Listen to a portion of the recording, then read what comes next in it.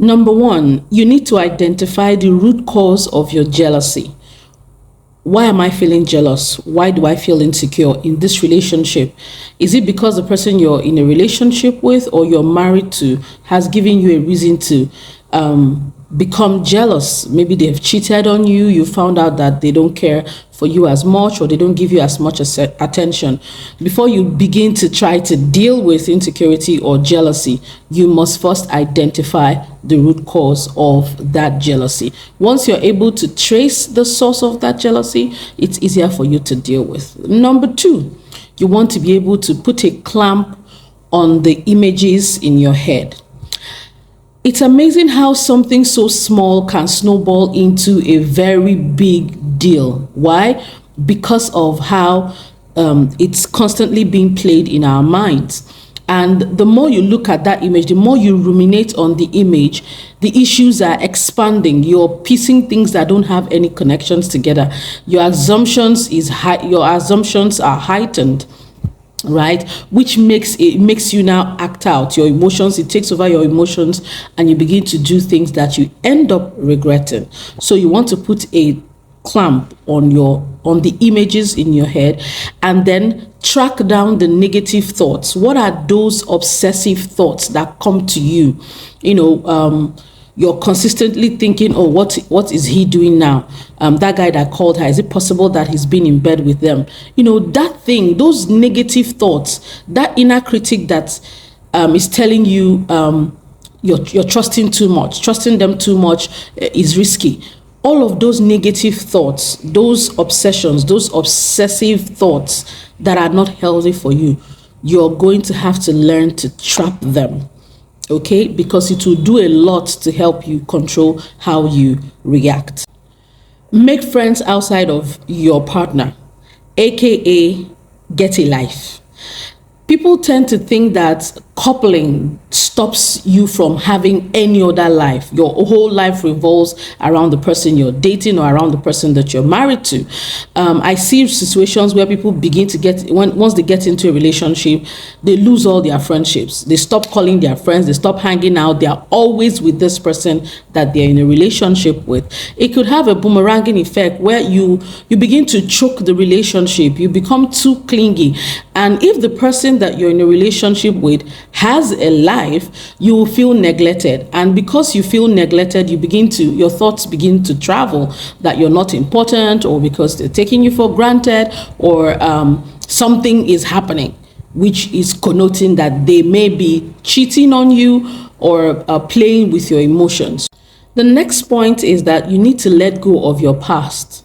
Stop reliving or re-traumatizing yourself. You have their pictures, you have events, you talk about those issues like something that happened to you 20 years ago.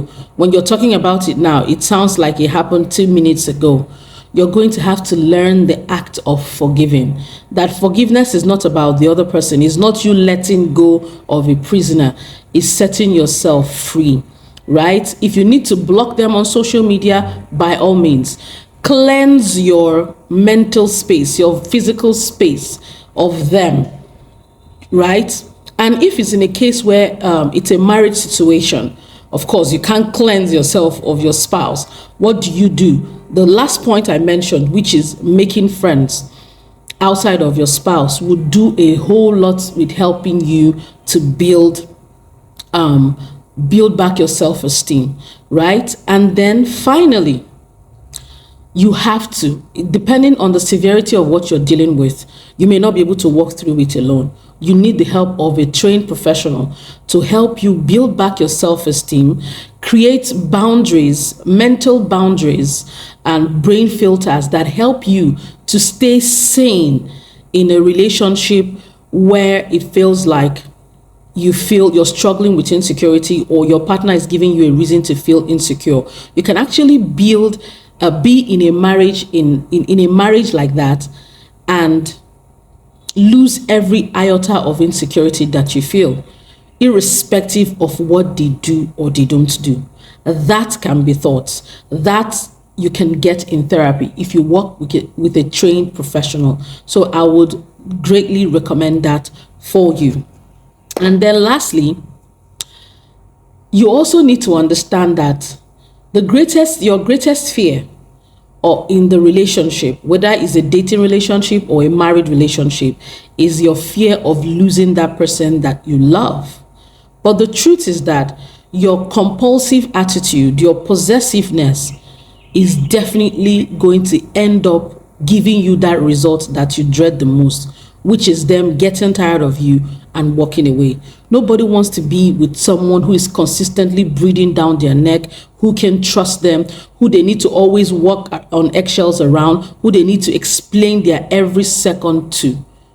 Is exhausting. Even you, if you're that kind of a person, you know you're tired of yourself and how you behave in the relationship. The only thing is that you have not reached out to ask for help. There's no shame in trying to find the problem and solving the problem. Don't wait until it ruins your next relationship. Don't wait until it ruins your next marriage to begin to ask for help. I hope this video was helpful. Don't forget to subscribe, like, follow, and share this video with your friends and your loved ones.